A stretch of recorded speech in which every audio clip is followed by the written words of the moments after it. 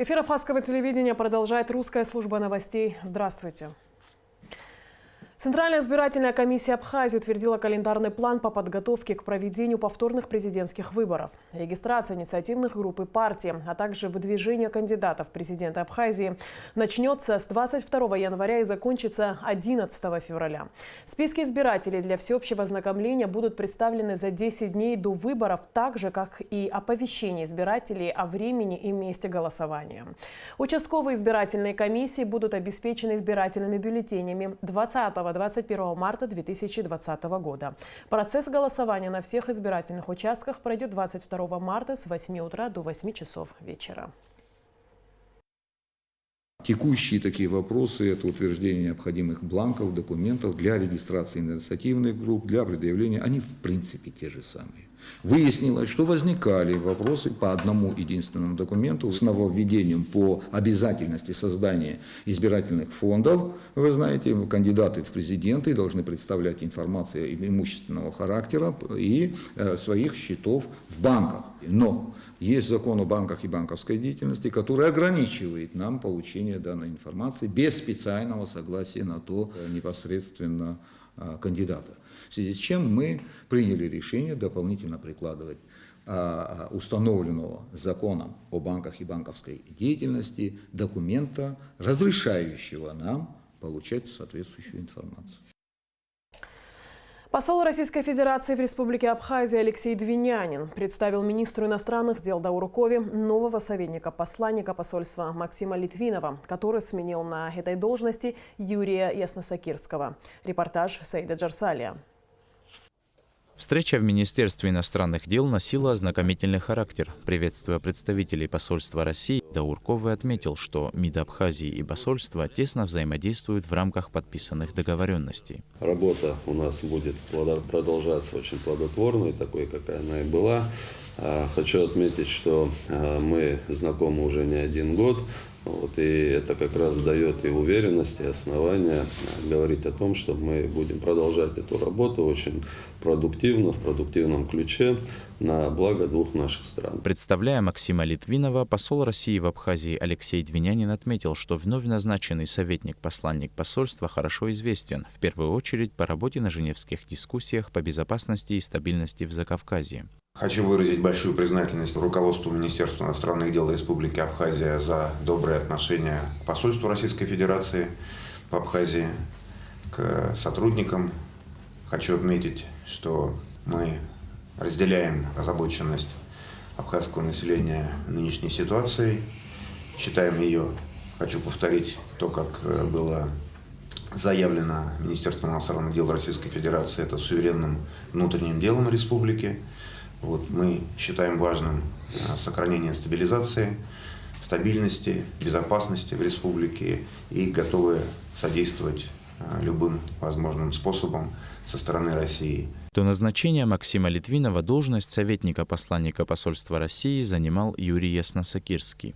Саид Джарсалия, Степан Мартиросян, Абхазское телевидение. Исполняющий обязанности президента Абхазии Валерий Бганба провел совещание с руководителями центральных органов власти.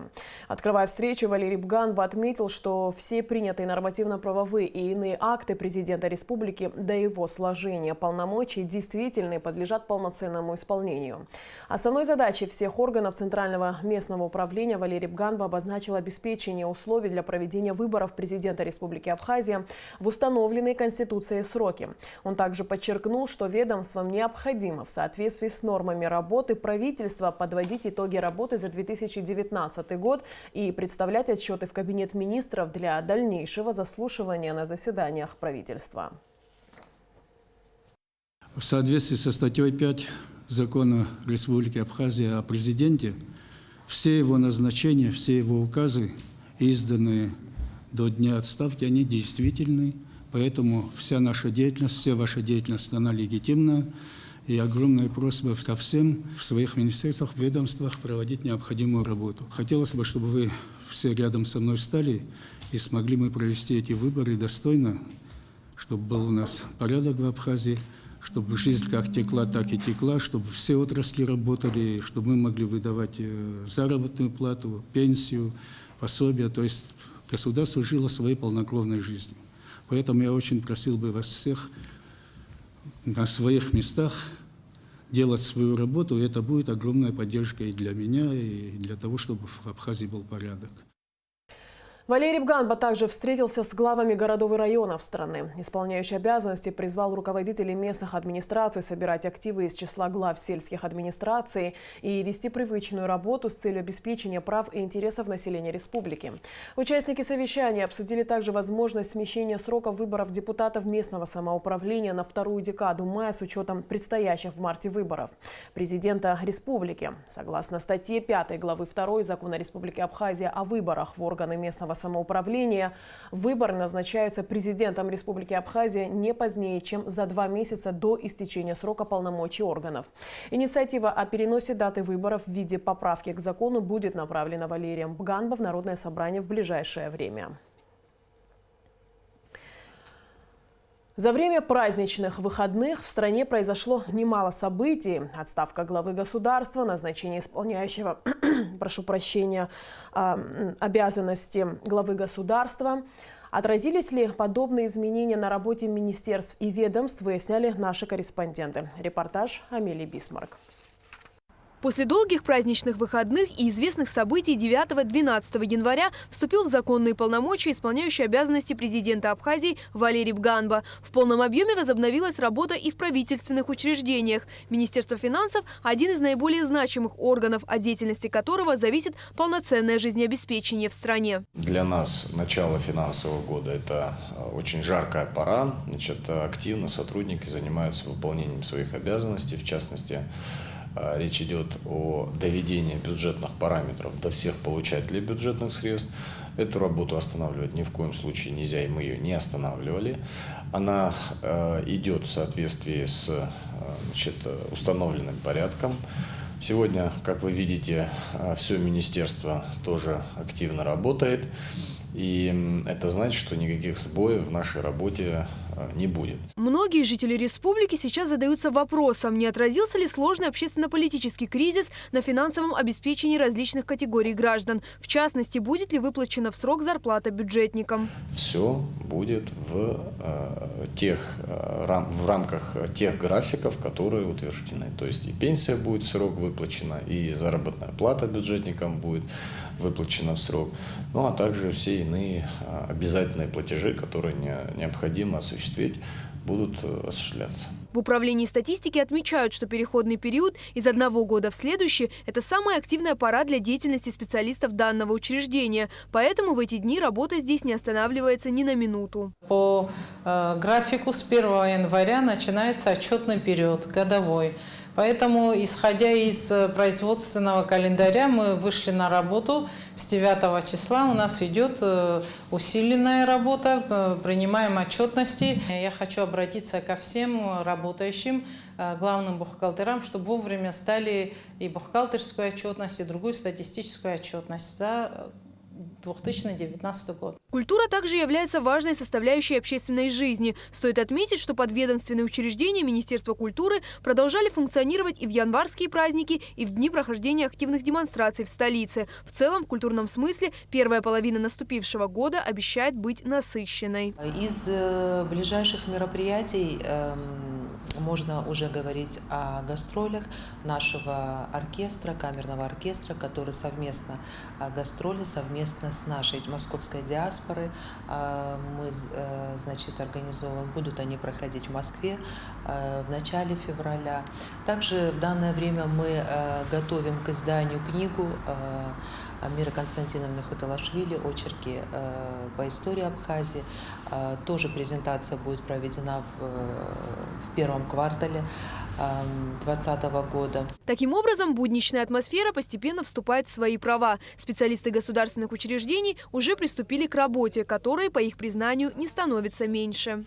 Амелия Бисмарк, Степан Мартиросян, Абхазское телевидение. В Абхазии в российской военной базе Южного военного округа завершилась плановая замена военнослужащих по призыву. С середины октября прошлого года в подразделение соединения на смену отслужившим установленные сроки военнослужащим прибыли более 200 новобранцев. Около 70% молодых солдат уже освоили курс первоначальной общевойсковой подготовки и были приведены к военной присяге. Медики и психологи соединения провели медицинское обследование, специальное анкетирование и тестирование. Не стала Адилия Басаглы, представительница целой эпохи, последнего члена семьи известного государственного политического деятеля Абхазии Нестора Лакоба. Писательница не дожила до своего дня рождения несколько месяцев. 23 апреля Адилия Басаглы исполнилось бы 100 лет. Ушла из жизни Адилия Басаглы. Женщина-легенда, женщина-эпоха. Героиня, оставившая свой неизгладимый след в истории Абхазии. Адилия Басаглы была членом семьи государственного деятеля советской Абхазии Нестора Лакоба. В 15 лет Адилия Шахбасовна вышла замуж за родного брата первой леди советской Абхазии Сарии Лакоба Мдыджи Хоглы. Адилия Басаглы была объявлена врагом народа в 1938 году лишь из-за того, что состояла в родстве с Нестором Лакоба. Аресты родных, тюрьмы, ссылка, голод, необходимость долгие годы скрываться. Она прошла через все круги ада, сталинских репрессий, но выжила и вернулась в родной Сухум через 16 лет после долгих и страшных ссылок. Адилия Басаглы – единственная выжившая из семьи Лакоба.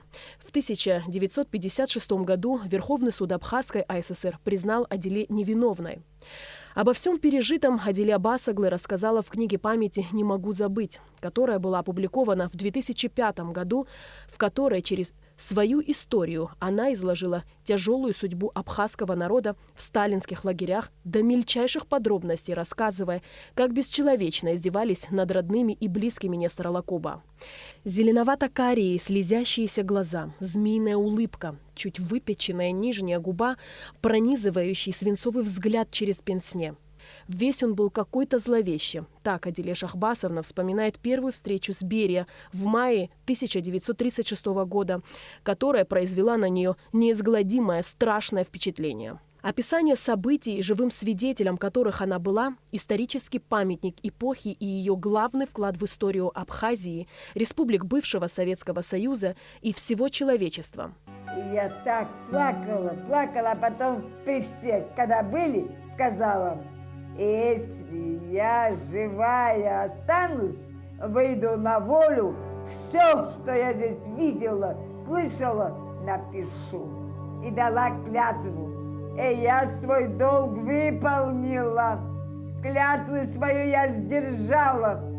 Еще в советское время она была удостоена звания «Заслуженный работник культуры Абхазии» и ветерана труда. Она также кавалер ордена Ахтзапша второй степени.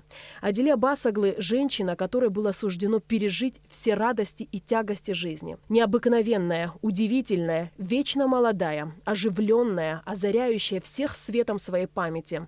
Она выжила и жила, чтобы рассказать миру о страшных событиях, свидетелем которых была. Алиса Шамба, Абхазское телевидение.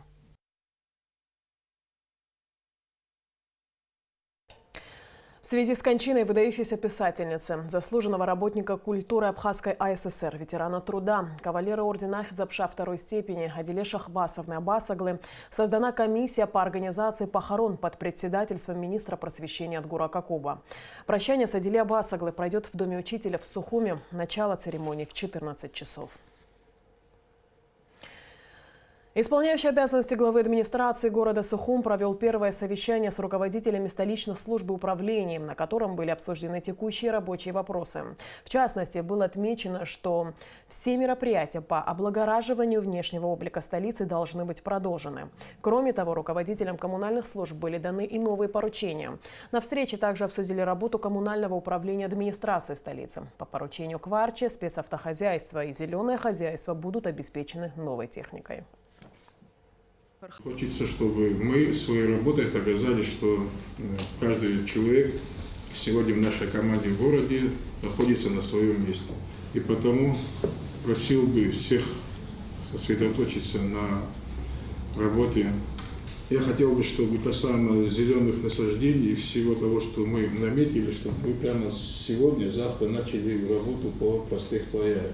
В конце года мы поставили задачу привести в порядок площадь у кафе «Дэн», правильно? Вы помните, да, что мы там будем делать все выносные торговли и так далее, детские, развлекательные, значит, вот эти вот моменты все будем там обозначать. Потому задача там провести все коммуникации, водопровод, канализацию и асфальтировать эту площадь. Январские каникулы позади. Как известно, праздничные застолья – серьезное испытание для любого организма и фигуры. Как прийти в форму максимально быстро и без ущерба здоровью? Об этом в нашем следующем репортаже. Зимние праздники – пора многочисленных застолий. Острые калорийные блюда из ореха, копченое мясо, сладкая выпечка. После такого праздника порой сложно прийти в форму. Чтобы избавиться от лишних килограммов, многие начинают истязать себя жесткими диетами. Однако, по словам диетологов, самым правильным решением будет плавно вернуться к привычному рациону. Не стоит делать каких-то резких перемен, да, то есть чтобы не было, скажем так, резкого выхода в голод, потому что многие просто прекращают прием пищи там, на какой-то период времени, на весь день, делают что-то типа разгрузок себе. Я бы не рекомендовала бы так резко убирать всю пищу из рациона, то есть плавно перейти в обычный, привычный для вас режим. Я бы не рекомендовала бы пить сладкие напитки, компоты, соки, газировки, то есть все то, что внесет в себе нагрузку, скажем так, на поджелудочную железу в том числе. Вот. Побольше воды, побольше травяных чаев и поменьше продуктов типа полуфабрикатов, там, колбасные изделия, сосиски, там, пельмени какие-то, да, вареники, ну и в принципе, да, стараться вообще кушать больше натуральные продукты. Чтобы разгрузить организм, многие переходят исключительно на фрукты. Однако не нужно забывать о том, что фрукты тоже содержат сахар. Мы с фруктами очень-очень осторожно. Лучше делать акцент на овощах зеленого цвета предпочтительно, зелень, жидкость в большом количестве. Приемов пищи должно быть 3, причем надо понимать, что многие воспринимают прием пищи, это вот съел там первое, съел второе, запил все это компотом. Нет, для нашего организма немножко по-другому. Хотелось бы, чтобы эти 3 приема пищи были полноценны в плане питательности своей, да? Чтобы это был обязательно белок, чтобы это была обязательно клетчатка в виде там овощей, зелени, да, и чтобы это были обязательно какие-то правильные жиры в виде там того же самого хорошего оливкового масла, либо просто оливки маслины, качественная рыба, возможно, морепродукты какие-то. Чтобы привести себя в форму, недостаточно просто наладить питание. Также не стоит забывать о спорте. Для одних будет достаточно прогулок на свежем воздухе, другим потребуются более серьезные физические нагрузки. Прогулки на свежем воздухе очень хорошо благоприятствуют сжиганию жира, то есть такая неспешная ходьба, то есть в течение часа-полутора она очень хорошо влияет на сердечно-сосудистую систему, на сжигание жира в том числе. Поэтому не противопоказано, наоборот показано, хотя бы, можно даже 2 раза в день. Утром часик и вечером часик. И это поможет как-то немного вернуться в ритм, то есть уйти от праздников, вернуться в какие-то уже трудовые будни. Не нужно сразу, отъевшись через час, приходить в тренажерный зал, но немного восстановившись, отдышавшись, прийти. Силовые тренировки очень будут полезны, потому что энергии будет много, сил будет много, и большая часть энергии, съеденная во время за праздничным столом, будет использована в нужном русле, то есть для построения новых мышц. Есть несколько простых упражнений, которые помогут разбудить организм и привести себя в форму. Это отжимания, подтягивания и приседания. Можно выполнять по 10-12 повторений в 3-4 подходах. В целом, по словам специалистов, прийти в форму можно за пару недель. Правильное питание и регулярные физические нагрузки помогут не только снизить вес, но и быть в тонусе. Эсма Гуланзе, Степан Мартиросян, Абхазское телевидение. Народная артистка Абхазии и России Хибла Герзмава даст благотворительный концерт в честь своего юбилея, который состоится 19 января в Государственном Кремлевском дворце в Москве. Об этом сообщает ТАСС. В программе запланированы дуэты, в том числе 2 сопрано с участием народной артистки России Анны Нетребко. На сцену также выйдут тенор Юсиф Ивазов, бас Дмитрий Ульянов, баритон Игорь Головатенко, пианист Денис Мацуев, трубач Сергей Накаряков и актриса Чулпан Хаматова. Вечер пройдет под аккомпанемент Национального филармонического оркестра России. За дирижерский пульт встанет Владимир Спиваков. Вырученные от концерта средства будут переданы в фонд «Подари жизнь» и благотворительный фонд Владимира Спивакова. Сразу же после информационного выпуска Амшекушара на нашем канале состоится прямой эфир, участники которого обсудят общественно-политическую ситуацию в стране. А сейчас о погоде. По сообщению Гидрометцентра, 16 января в Абхазии ожидается небольшая облачность без осадков. Температура воздуха ночью 0 плюс 5, днем плюс 7-12. Температура морской воды плюс 10.